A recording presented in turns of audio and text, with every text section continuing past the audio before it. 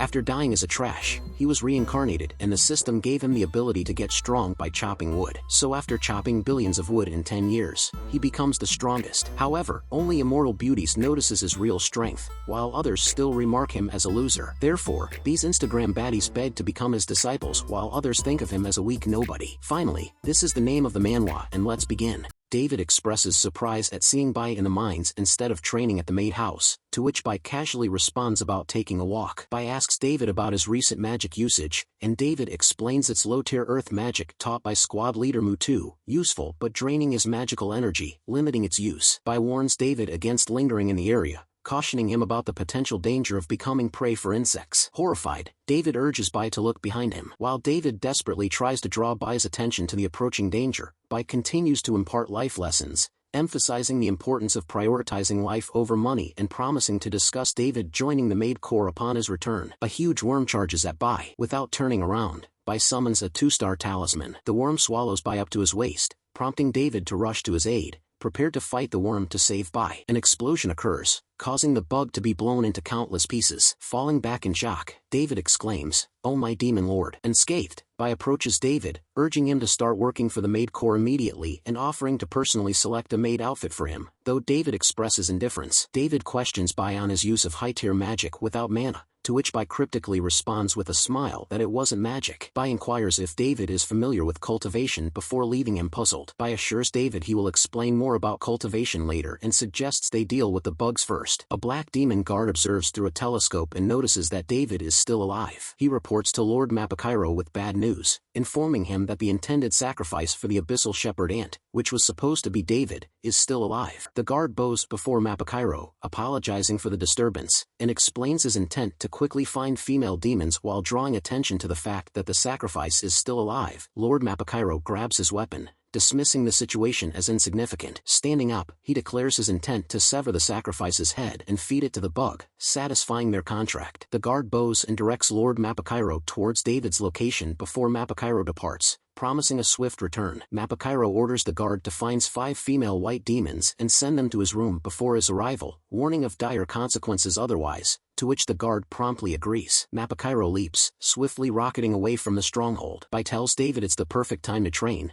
given the swarm of bugs, and David asks for his next move. Bai instructs David to chant. David chants as instructed by Bai and successfully produces a huge beam of light, exclaiming it worked. Pulling David away while blocking Lord Mapakairo's attack, Bai remarks that it didn't work because David didn't chant as instructed. Mapakairo is shocked to see his attack blocked by a white demon. Bai tells David to change his accent if he wants to cultivate and become immortal. Bai drops David, causing him to slam hard on the ground. Mapakairo asks Bai and David if they are rebels and why they violated the contract, while David seeks guidance from Bai, who instructs him to focus on the phrase and get the pronunciation right. Bai looks up at Mapakairo and asks him if he is the boss. Mapakairo, realizing Bai can speak the official language, asks if they are rebels intending to wage war against the manor. Bai, not from any rebel camp but just a maid, indicates David will leave his job to join the maid corps, as David apologizes to Mapakairo for the trouble. Bai mentions Sufang as his boss, suggesting Mapakairo consult her for any issues, prompting Mapakairo to remark that Bai's disrespectful demeanor aligns with being Sufang's employee. Mapakairo insists David leave his head if he quits, swiping his weapon, while Bai questions the violence and asks if he's not afraid of offending Sufang. Mapakairo insists employees can't leave at will, claims he's not afraid of Sufang, boasts of invincibility, then laughs while eating mushrooms. Bai is surprised Mapakairo isn't afraid of Sufang, recalling his earlier struggle with her, while David warns that if Mapakairo finishes the giant mushroom, he'll go crazy, suggesting they leave quickly. Mapakairo questions if Bai underestimates him, emphasizing that even if the demon venerable arrives now, they won't save their heads. Mapakairo employs the high-tier magic technique rumbling earthquake. The ground rumbles into pieces, followed by a massive explosion. The demon guard from the palace laughs and says the fight's effect has even reached there. The old man from the rebel camp holds the demon guard's severed head, predicting Sufang's arrival to save Bai and urging Mapakairo to step up. He mentions hearing about live sacrifices, prohibited giant mushrooms, and forbidden necromancy being researched there, deeming it inhuman, and inquires if the severed head has any thoughts on the matter. The old man expresses concern about the research's connection to the legendary Farron Islands, known for magic and a notorious lunatic, comparing news gathering to farming as he seeks the severed head's opinion. The severed head and its corresponding body begin to dissolve. A lower-ranked demon appears there also from the rebel camp, his name Melt, as he points out to the old man that he was talking to himself. Melt scolds the old man for conversing with the dead, ordering him to work, but the old man insists he's finished, pointing to the battle as proof. Melt asks about the target's reliability, and the old man says it depends on the battle's outcome, reminiscing about a past intense battle with an earth dragon. In one of the abyssal mine layers, Su Fang shows a worker by his picture and asks if he recalls anything about him. The worker replies that the lift is under repair, so nobody has gone down it that day. Su Fang questions the guard if he implies someone lied to her, reminding him that her maids prioritize honesty and justice, implying they wouldn't deceive her. The worker claims all lifts are undergoing scheduled maintenance, leaving no possibility for anyone to descend, leading Su Fang to question how every lift could be under maintenance simultaneously. The worker, tearful, claims ignorance as a lowly worker and pleads for mercy, prompting Su Fang to demand the truth from him. Su Fang requests the logs from him, and the worker hands them over as requested. Reviewing the logs, Su Fang observes a significant number of reported deaths, deeming it unusual even for the dangerous abyssal mine. She questions the guard about the Ministry of Internal Affairs' unawareness of the deaths, and he attributes the management to Manager Graded, claiming he doesn't know much. Su Fang reassures the worker and instructs him to return to his duties before climbing out of a window, prompting the guard to inquire about her actions. Deciding to investigate Stronghold Number 1 first, Su Fang leaps out of the window before heading to search for Bai. The guard is in complete dilemma, unsure of how to explain Lady Su Fang's decision to jump into the mine, while a maid welcomes a lady. Lucy Wilton, the eldest daughter of Wilton Manor, walks in and decides to investigate what's happening at I Ching's side herself. She notices the worker looking worried and muttering to himself while glancing around. The worker, unable to speak properly due to shock, is uttering strange words, prompting Lucy Wilton to order the maid Yi Zi to approach him and find out what's wrong. Yi Zi advises the worker to calm down, take a deep breath, and speak clearly. The worker explains that the lady chief maid jumped down into the mine, gesturing towards the window. The maid wearing a mask remarks that it's typical of the chief maid to do something she herself would never dare to do so easily. Lucy Wilton reassures them with a smile, stating that there's no problem as Su Fang is the strongest demon she has ever seen, and tells them not to worry about her. Yi Zi asks the worker if he has prepared the lift to the 31st stronghold, to which he responds affirmatively. Lucy Wilton instructs the maid wearing the mask to stay and coordinate while she and Yi Zi go down to observe. The worker warmly invites Lucy Wilton into the lift, assuring her with a smile that there's no trouble at all. The lift closes and descends with Yi Zi, Lucy Wilton, and the worker inside. Lord Mapakairo lies bound on his back, his hands tied together. Bai, leading the way with David and the bound Mapakairo, questions the need to bring Mapakairo to the checkpoint for contract termination, prompting David to explain the requirement for demon power in lower-ranked contracts and proposing the use of Mapakairo's blood on the certificate. Arriving at the palace, they find the door locked, prompting David to appeal to those above to open it, citing Mapakairo's injury. Melt consults the old man on what to do next, and the old man advises him to proceed as planned. Melt extended his hand toward Mapakairo, poised to wield his powers upon him. David notices that Mapakairo's head has vanished and screams out in horror. Bai instructs David not to panic upon seeing Mapakairo's apparent dissolution, suggesting they wait for instructions from those above. The old man and Melt land gracefully on their feet. The old man remarks to Bai that they didn't have the chance to get acquainted properly earlier. Bai questions the old man about his method of killing Mapakairo without warning instead of simply opening the door, finding it unconventional. The old man explains that there's no need to open the door as nobody else is inside besides himself and Melt. Shocked, David questions how there could be nobody inside, expressing concern for his colleagues. The old man reassures David that the white demons have been relocated, emphasizing their organization's focus on eliminating evil and black demons guilty of crimes. David identifies the group as the Resistance, prompting Bai to inquire about their purpose. David elaborates that the Resistance was formed to oppose the Empire's oppression and aims to establish a country free of discrimination, though they treat black demons harshly, offering them only submission or death. The old man chuckles, asserting that Mapakairo deserved his fate and insisting that the Resistance never suppresses the white demons, offering Bai the option to join them without further trouble, suggesting they could simply remain friends. David suggests Bai consider the old man's perspective, emphasizing the respect the Resistance garners among white demons and Mapakairo's deserved fate. Bai admonishes the old man and Melt for hiding, suggesting sincerity and friendship, before releasing a laser from his finger. The laser splits, striking the old man and Melt in the face. The old man's face undergoes transformation from the magic's effects. Melt's mask explodes, revealing his face. Melt prepares to retaliate, but the transformed old man intervenes, halting the attack. Transformed into a girl, she acknowledges Bai's advanced technique, stating negotiation is off the table. Apologizing for their earlier behavior, the girl, known as Thousand Faces, introduces herself and Melt as the stronghold's overseers, assuring Bai they mean no harm. David questions Bai about his motives regarding the girl's transformation,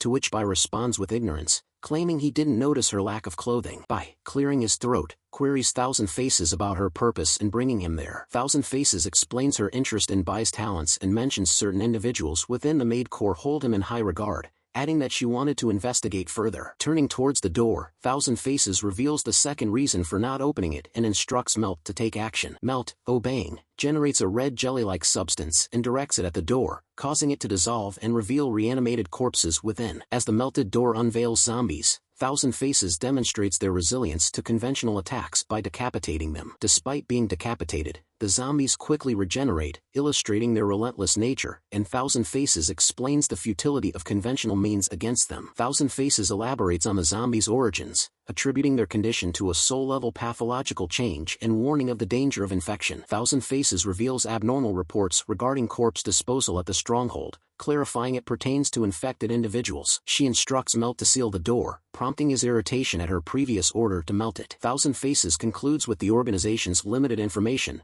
prompting David to realize the dwindling numbers of their colleagues and Bai to remark on David's fortunate survival. Observing Bai, Thousand Faces shares her suspicion on the situation, leading Bai to encourage her to elaborate. Thousand Faces reveals her observation of the abyssal bird Bai previously defeated and suggests the virus affects both humans and demonic creatures. Expressing concern about the potential consequences of an outbreak, she seeks Bai's assistance in investigating further. Bai, acknowledging the gravity of the situation, reluctantly agrees to help just as a horde of bugs and zombified abyssal bird encircle them. A colossal dinosaur-like monster opens its enormous mouth, a blue ball of energy coalescing within. It unleashes a devastating beam of energy from its maw, obliterating numerous houses and buildings in the city. A significantly larger beam of energy descends from the sky, crashing down upon the monster. A figure with wings observes the monster from afar, their gaze fixed upon the creature. Sheikah urgently calls out for Nalan. Nalan swiftly slices the monster in half as she flies close to it, her wings outstretched. The monster erupts in a powerful explosion. Nalan remarks on the impressive indigenous magic released by the monster, considering how it could potentially enhance her own wings into formidable weapons. Sheikah inquires about the situation from Nalan's perspective. Nalan reports that the situation is dire, mentioning that she flew closer to inspect the malevolent sphere forming the array, noting that all her attacks pass through it ineffectively. Nalan notes that only the sky remains unsealed by the array,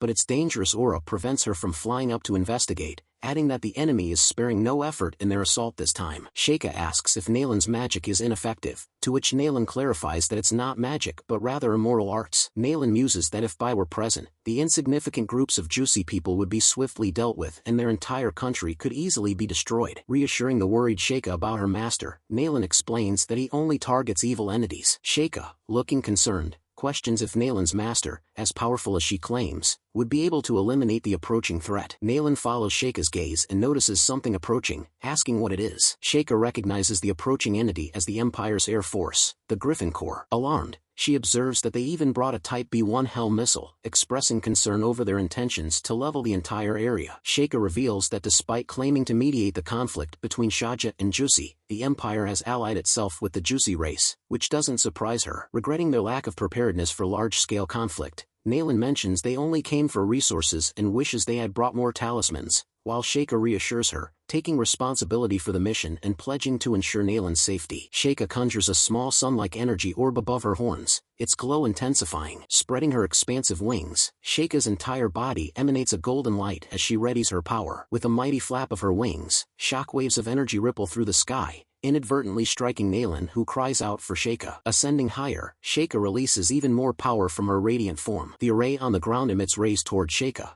ensnaring her within its confines. Nalan observes the unfolding events, remarking that the sky has proven to be a trap as anticipated. Sheikah finds herself trapped within a triangular-shaped array shield generated by the array. A crescent symbol manifests on Sheikah's forehead, gleaming like the sun. A colossal explosion ensues, sending immense shockwaves through the area and destroying the sphere forming the array. Emerging transformed, Sheikah ascends with golden wings and hair, wielding two large swords with formidable grace as she prepares to launch an attack against the griffins. Drawing nearer, the griffins discern a distant glowing object resembling a star. Suddenly, golden rope-like tendrils materialize, slicing through the griffins upon contact. The activated missiles they carry detonate simultaneously, unleashing a tremendous explosion that illuminates the entire sky. Nalan shields herself from the explosion's heat using her wings. Sheikah plummets to the ground, her form scorched by the blast. Rushing towards Sheikah, Nalan calls out her name, urging her to catch her. Catching Sheikah in midair, Nalan employs a talisman to heal her, inquiring about her condition as Sheikah coughs. Sheikah insists that Nalan refrain from using the talisman on her and suggests saving it for other warriors. As Sheikah coughs,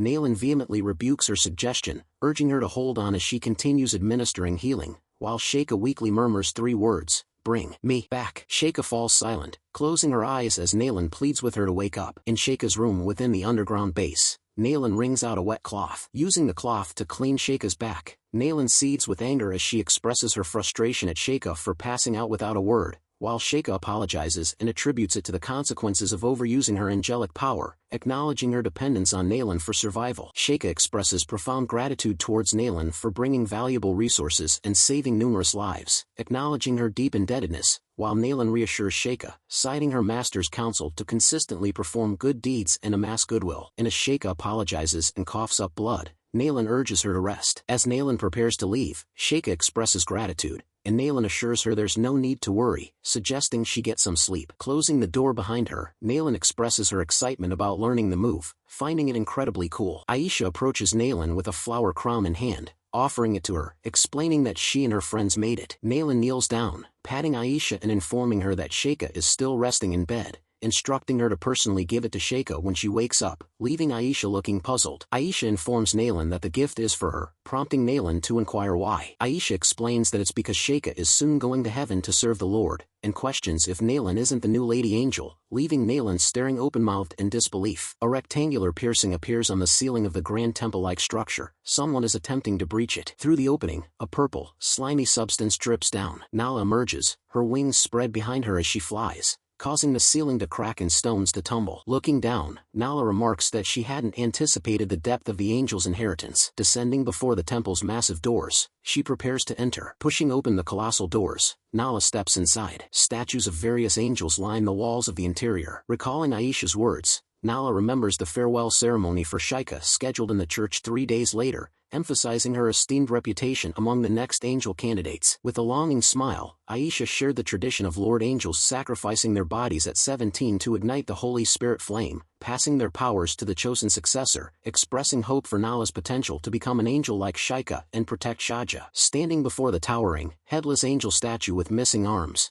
Nala observes the book bound by chains at its feet and contemplates that instead of representing a Lord Angel, it appears more akin to a human sacrifice. She gazes at the book bound by chains. Utilizing her powers, Nalan melts the chains away. Upon opening the book, Nalan hopes to find a clue that might help her save Sheikah. Her eyes widen in shock as she notices something on one of the pages. A strange symbol is drawn on the page, prompting Nalan to wonder if it's related to the mystical arts of divination. A colossal dragon-like monster has someone trapped within its mouth, with wings protruding through its teeth. The figure inside the monster's mouth is Sheikah, struggling to prevent it from swallowing her. Suddenly, a massive explosion occurs, blowing the monster's head into bits. Sheikah emerges from the destroyed monster's mouth, panting heavily. Below, she observes Nalan interrogating a figure who is bound from the neck down in silk cloth, insisting they tell the truth. Sheikah calls out to Nalan, who responds with evident joy upon seeing her. Sheikah descends beside Nalan, reporting her success in neutralizing the dragon puppet, while Nalan confirms her achievement of capturing the puppet controllers. Sheikah offers Nalan some food, encouraging her to eat, to which Nalan agrees, reaching out eagerly for the offered meal. They settle down to eat the snacks, with Sheikah apologizing for the inability to start a fire due to their proximity to the enemy stronghold. Nalan takes a bite of her food, acknowledging the situation, stating it would be reckless to venture into enemy territory alone. Nalan adds that Sheikah's injuries haven't fully healed, noticing blood trickling from Sheikah's nose. Sheikah rises, brushing off her injuries, reassures Nalan, and instructs her to take the hostages back, but Nalan stands, insisting on accompanying her. Sheikah emphasizes the urgency of the situation, urging Nalan to follow her orders. Thanking Nalan, Sheikah speeds off into the distance. Nalan examines the paper in her hand, realizing time is short, and questions whether her rushed modifications will be enough. As one of the captives breaks free, He accuses Nalan and the others of being wretched villains, with Nalan observing his resilience as he coughs through the silk. The captive predicts that something will level the entire place flat into the ground. At the Shahjan Eastern separation wall, a soldier hastily puts on his uniform, looking up to realize something is amiss and wonders about the situation. The sound of sirens causes a major fuss, prompting soldiers to emerge from their tents, scrambling to understand what's happening. Feathers begin to fall from the sky,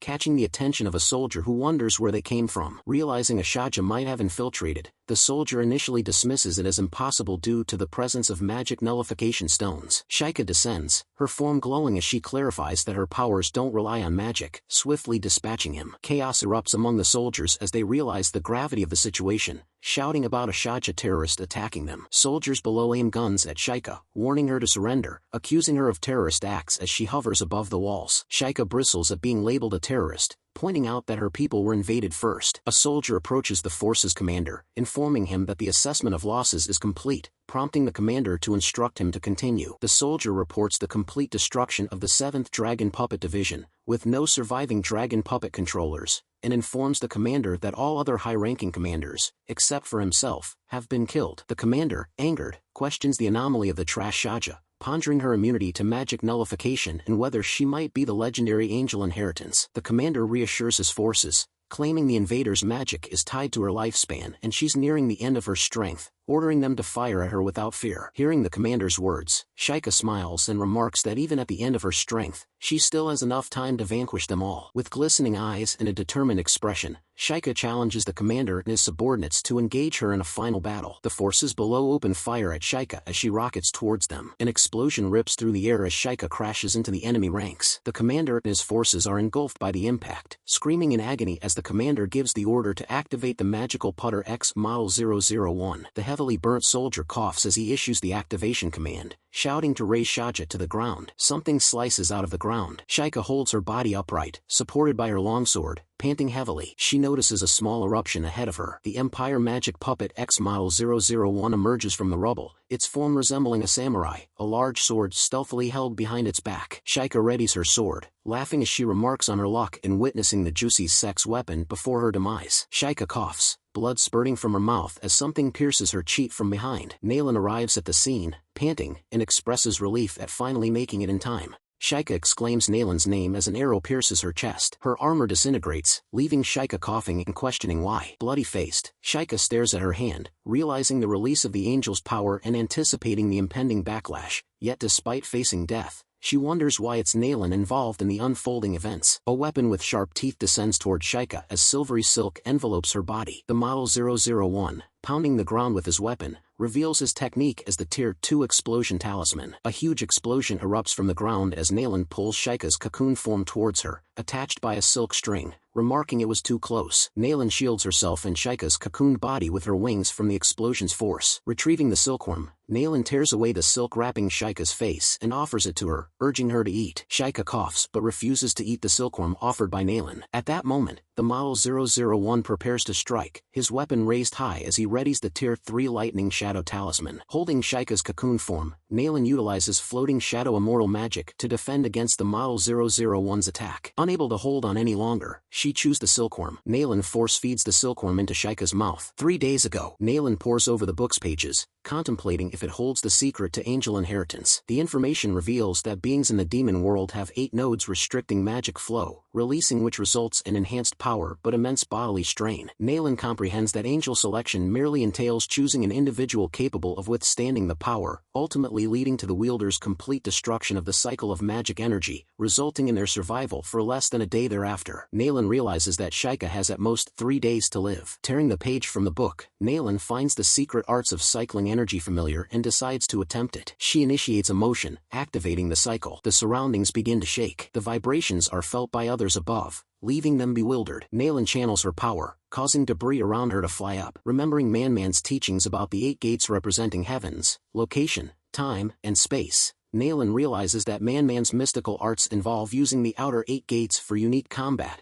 Nalan folds and tucks away the page. She hopes Shika will allow her to accompany on a certain mission in 3 days. At present, Nalan marvels as Shika's cocooned body glows, emitting rays of light, praising the mystical arts of divination as the greatest. Nalan ceases her laughter as she notices an attack coming towards her. A huge explosion follows, caused by Model 001's Tier 2 immense strength talisman. A large portion of the wall is blown apart. Stones crumble down as thick smoke billows from the explosion. Nalan stumbles on the floor, still holding the cocoon form of Shika, coughing as she realizes the giant puppet Model 001 has been using talismans to attack them, pondering how they appeared in the demon world. Injured on her head from the last strike, Nalan consumes another silkworm, noting she only has 5 left and debating whether to use Bai's little puppet as her spiritual energy depletes. Model 001 looms above Nalan, poised to attack. Nalan screams Shika's name. A huge explosion ensues, and someone with wings emerges unharmed. Awake and embracing Nalan, Shika expresses relief at their timely arrival, while Nalan, smiling, expresses gratitude for being able to revive her. Looking cheerful, Shika praises Nalan for her potent transferred magic and strength, while Nalan explains its immortal magic, her second martial sister's main talent, the mystical arts of divination, suggesting Shika remember it. Shika lands on the ground. Looking resolute, Shika instructs Nalan to wait there and leave the rest of the fight to her. Nalan sits on the ground, cheering that she can finally rest, as Shika charges toward the enemy puppet. The puppet Model 001 braces as Shika rushes towards him. Utilizing the mystical arts, Shika creates a sword from her energy. With a single move, Shika cuts off one of Model 001's arms. Shika realizes the power within her that was once overwhelming has transformed into a potent and gentle strength. She wonders if this change is due to the mystical arts of divination. Model 001, with its remaining arm, fires a Tier 4 energy cannon at Shika. Shika employs the mystical art, Do, to shield herself from the cannon blast. Using the mystical art, Zhang, Shika delivers a final blow to Model 001. A massive explosion erupts,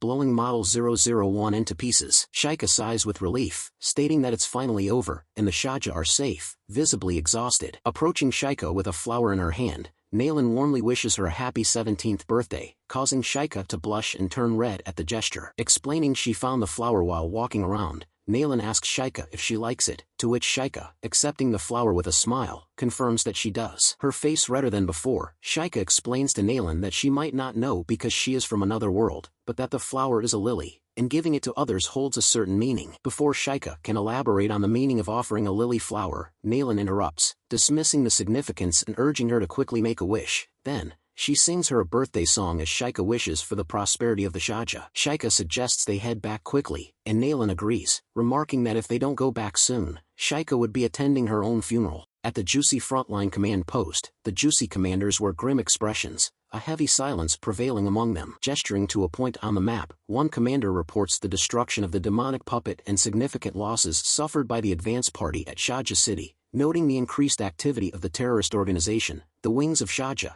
and the declining number of Juicy dragon puppets. The commander-in-chief of the Western Front, Yatani, sits with a stern expression, resting his face on his hands. Removing his glasses, Yatani instructs the 3 commanders, Luther, Arthur, and Jacob, to remain while ordering the others to leave the room. The commanders comply with the chief's directive. Luther, the Juicy Advance Army Chief of Staff, Jacob, the Juicy Special Forces Chief of Intelligence, and Arthur, the Motorized Dragon Puppet Tactical Unit Commander, stand before the chief, their faces betraying despair. Pointing his finger at them, the chief berates them, branding them as useless trash and hindrances to progress. He continues his scolding, admonishing them for their defeat and lack of achievements during the week. The chief expresses disappointment in the constant depletion of the powerful dragon puppet unit under Arthur's command, noting the destruction of the experimental demonic puppet gifted by the Empire, which brings tears of shame to Arthur's eyes. However, he acknowledges the Empire's agreement to send more demonic puppets as backup, noting that things improve thereafter. At the Luoma Research Institute on the Empire outskirts, inside a room, 2 demons hang from the ceiling by their necks, arrows piercing their bodies. Rococo, holding a clipboard in one hand and the other emitting a glow of energy, remarks it's a shame, just as an arrow pierces her neck. She removes the arrow, noting the expenditure of her silkworm slew, and comments on the increased quality of the ammunition. Rococo calls out for Kate and Doug, inquiring if anyone is still alive. She expresses frustration, stating that recruiting new personnel for the building is a headache. A large spider with an eye on its back observes Rococo from behind. A person wielding a bow curses from behind the spider. It's Dark Demon Team number 4, Nu, who looks visibly irritated,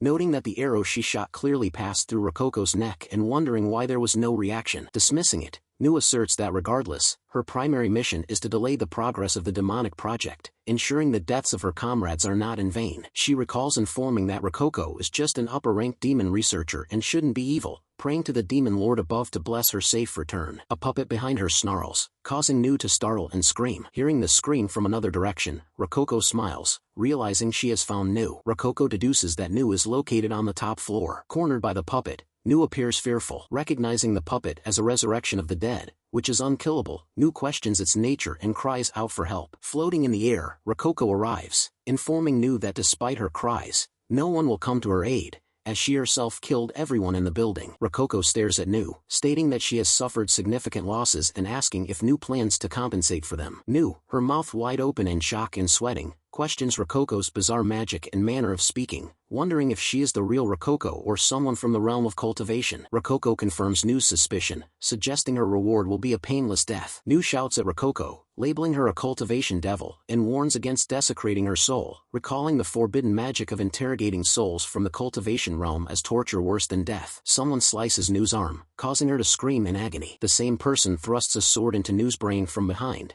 killing her instantly. Rococo commends the person, addressing her as Kate. Utilizing her power, Rococo raises Nu's sliced hand from the ground, noticing something on it. Upon closer inspection, Rococo wonders if it's the soul-breaking talisman. Laughing, Rococo finds it increasingly interesting, using the talisman to summon a soul, instructing it not to disappoint her. Days ago, pointing to 2 envelopes labeled 4 and 1, someone assigns missions to the recipients, directing one to the Southern Abyss Mine and the other to the Empire's Demonic Puppet Research Institution, with both instructed to complete their respective missions. Nu and Crow, both from Dark Demon Team, hold envelopes with numbers. Nu, with the one marked 4, assures the person, addressing them as boss, that she'll ensure the client's satisfaction, while Crow, holding the envelope marked 1, simply responds with understood. Walking down the stairs, Crow informs Nu that the boss has agreed to let him leave the team and return home after completing his mission, to which Nu congratulates him. Nu congratulates Crow on his chance to leave the team and return home after completing his mission, then asks about his plans, to which Crow reveals his desire to become a baker, mentioning they have enough savings to sustain them for half their lives. Blushing at the mention of us, Nu happily accepts Crow's proposal as he extends his hand, revealing a ring, suggesting they marry and start a life together once he finishes his mission. After learning the story from the soul, Rococo deduces that the boss aimed to gain favor from both parties by sending Nu and Crow to different locations. She muses on the Empire's potential involvement at the Abyss Mine, noting their disregard for the internal conflict, and speculates on the origin of the talisman, suggesting it may have been crafted by a skilled artisan embroiled in a complex situation. Rococo receives a bow from a guard, who apologizes for the delay, prompting Rococo to instruct the guard to organize the cleaning of the building. Rococo anticipates the reaction of the 2 individuals who likely ordered the mission and considers their potential intentions to act independently, finding it disrespectful to the Emperor as she plans her hiring advertisement for the next day. At the basement of Building 8, Rococo quietly approaches Chrissy, a demon woman, from behind and inquires about the progress of the research. Chrissy from the Pure White Demon Empire University expresses gratitude to Rococo for the opportunity and admires the demon puppet's magic circuit, to which Rococo responds, saying there's no need to thank and emphasizing her focus on people's capabilities when making decisions, then asks Chrissy about the progress. Chrissy informs Rococo that the battery problem of the demon puppet has been resolved, and its battle time has been extended to 3 days, making it ready for mass production. Rococo smiles warmly, affectionately rubs Chrissy's hair, and praises her accomplishment, labeling her as the best and considering her a valuable asset and her lucky star, while Chrissy chuckles appreciatively at the recognition.